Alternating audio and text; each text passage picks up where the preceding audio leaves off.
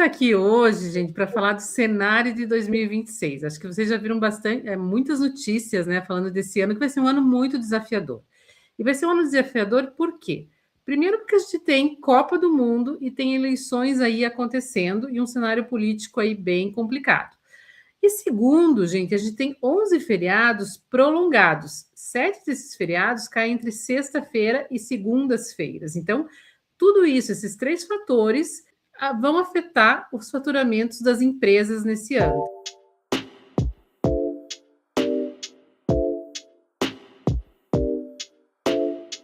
Mesmo, num cenário bastante complexo, que com certeza impacta diretamente no faturamento. Então, as empresas, o que a gente vê no movimento, que a gente vem percebendo, é uma redução de lideranças, redução de cargos para poder surfear um pouco melhor aquela onda que se vem para o 2026, que é bastante complicada. A primeira dica que a gente tem para vocês é sempre manter o networking atualizado. Aquelas conexões, elas vão fazer a diferença em um futuro se você precisa de uma alocação nova, de um novo trabalho. São pessoas que vão te indicar, são pessoas que vão puxar você para novas empresas. Então, é muito importante sempre manter esse networking com aquelas pessoas do mesmo ramo, e aproveitar essas conexões novas também, que elas se criam através de cursos, de novos estudos. Então, participar de seminários, cursos que vai ter no ano, referente à área na que você se desenvolve, vai ser essencial para esse 2026, para você ganhar novas conexões e fazer novos networking também. E os nossos principais clientes vieram todos do nosso networking, de pessoas que trabalharam com a gente no passado e que a gente foi lá conversar com eles e conseguimos vender o nosso trabalho de cursos e treinamentos. Um dos nossos clientes veio de um seminário, sim, que eu participei, e acabou vindo um cliente de um networking de um evento que eu fui participar. Tem pessoas que nos têm procurado e, através desse networking, nós também temos ajudado pessoas a se realocar novamente. Então, é muito importante, pessoas que trabalharam conosco, que em um momento determinado nos procuram sair de tal empresa, gostariam de me realocar, e a gente aproveita todos os nossos contatos também para fazer essas recomendações. Então, por isso que é muito importante. E aí, uma dica super importante, gente, eu tenho feito assim, nos últimos meses, fiz algumas mentorias com líderes e gestores e gerentes regionais, e acho que uma das dicas mais importantes que eu tenho visto é atualiza seu currículo, mas atualiza seu currículo de uma maneira diferente. O que é isso que eu queria dizer? Eu olhei para alguns currículos, inclusive de gerentes regionais, que a pessoa estava escrevendo a descrição do cargo. E aí, essa é uma dica importante. O headhunter, a pessoa que está te entrevistando, ela já sabe quais são as funções do cargo. Então, não precisa você reescrever as funções do cargo. E sim, você, naquelas poucas linhas ali, porque o currículo tem que ser objetivo, no máximo 2 folhas, se você tiver bastante experiência, naquelas poucas linhas que te sobram para você se vender para a pessoa que vai te entrevistar, para a próxima empresa, o que é importante você relacionar? Primeiro, qual é o tamanho do seu escopo? Como é que você relaciona isso? Quantos líderes, quantas pessoas você liderava? Eu era líder de 150 pessoas e 500 colaboradores indiretos. Então, sempre trazer o número de liderados para estudar o tamanho do teu escopo de liderança direta e indireta. Essa é a primeira linha abaixo da empresa que você relacionou. Então, essa é uma dica super importante, tá? Por incrível que pareça, eu olhei e analisei alguns currículos, inclusive de gerentes regionais, que não tinham essa descrição de liderados. Então, essa é uma coisa super importante, é a segunda linha embaixo da empresa. E a segunda dica importante, gente, é você, em vez de escrever as funções que você fazia naquele cargo, é você relacionar 1 ou 2 ou 3 cases de sucesso. O que é isso? É o que você entregou diferente. O que você fez a mais no seu cargo? Participei do projeto tal com a seguinte entrega de resultado. Contribuí na mudança da empresa nesse processo, melhoramos esse processo e ganhamos eficiência em tanto por cento. Então, estou dando exemplos aqui. Quais são os cases de sucesso que você realmente contribuiu e fez a diferença na empresa? Isso vai chamar muito mais atenção do headhunter, da pessoa de RH que vai selecionar o teu currículo para entrevistar, do que você simplesmente escrever as funções do cargo. Pega um caderno, escreve todas as suas competências, seus grandes pontos fortes que você trabalhou, onde você se destacou nesses últimos anos, e do lado, quais foram as suas entregas diferenciadas.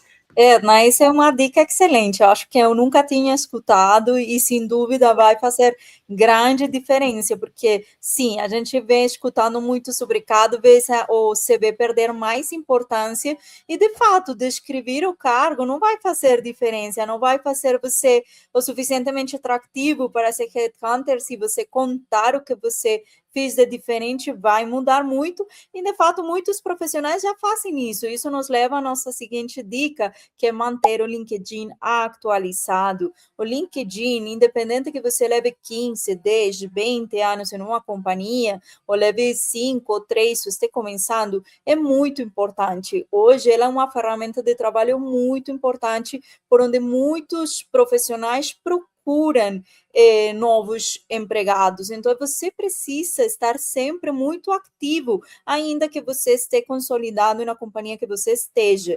Então, faça esses artigos, se comprometa a manter ele ativo, fazer um texto pelo menos uma vez por semana, para você contar como você vem se desenvolvendo na companhia na que você está, quais são os seus aportes, quais são as coisas que você está fazendo diferente, fazer reconhecimento de seu time, porque no momento que você procurar um novo emprego, é muito provável que a pessoa que vai te contratar, ela entre nessa rede, veja teu perfil, veja teus posts. Então, isso é muito importante, uma ferramenta essencial, ainda que você não tenha intenção de fazer mudança de carreira ou mudança de companhia, até porque teus próprios líderes, eles podem te acompanhar pelaquela rede e ver todos esses aportes que você está fazendo na companhia, que às vezes é na correria e no dia a dia talvez não são tão visíveis. Gente, eu entendo que hoje a gente utiliza muito inteligência artificial e com certeza ela é uma excelente aliada, ela é uma excelente assistente para nós, porém, cuidado com os textos feitos 100% com inteligência artificial. É muito importante que dentro desses textos você sempre tenha seu selo pessoal, sua personalidade, que você veja que aquele texto foi feito por você, que seu jeito de escrever, que aquele texto tem alma. Porque pegar um texto, um tema de AI e colar no LinkedIn, ele não vai gerar o engajamento e vai ficar muito genérico. Então, cuide com isso, o seu AI como assistente, mas não como criador de teu conteúdo. Quando a gente ver quais são aqueles posts que engajam muito dentro dos profissionais, eles estão muito linkados ao que você aportou para a companhia, essas grandes conquistas que você, ou pequenas conquistas que para você são muito importantes, elas geram um grande engajamento. Então, sempre que você tiver esses temas, faça questão de deixar registrado no LinkedIn, que teu carreira vai agradecer, né, Edna? LinkedIn hoje é a maior plataforma de contratação e de negócios. A gente, como consultoria, né, como empresários, aí a gente também utiliza muito o LinkedIn para iniciar os nossos contatos com os nossos clientes. Então, LinkedIn, gente, é dica de ouro e dica, sim, obrigatória, né, Dani? Gente, e agora eu vou falar de uma dica que é uma dica de ouro para a vida, tá? Independente de que momento de carreira você está, se estiver no início, melhor ainda, comece economizando desde o primeiro dia que você ganha seu primeiro salário. Eu acho que é uma dica de ouro, eu pratiquei isso durante minha vida inteira. Então, assim, no mínimo 10% do que você ganha, você tem que esquecer que você ganhou aqueles 10% e economizar. Se você tiver uma disciplina de economia, de realmente guardar 10% do seu salário, 10% do que você ganha todo mês, um momento de transição, de demissão, é muito mais tranquilo. Te dá a opção de você parar, pensar, escolher em que empresa você quer estar novamente, se você quer voltar corporativamente ou não. Te dá a opção de você fazer um curso, se atualizar, porque você tem economias ali guardadas. Então, o que os grandes economistas falam? Né? Que você tem que ter, no mínimo, 1 ano de salário das suas despesas guardado.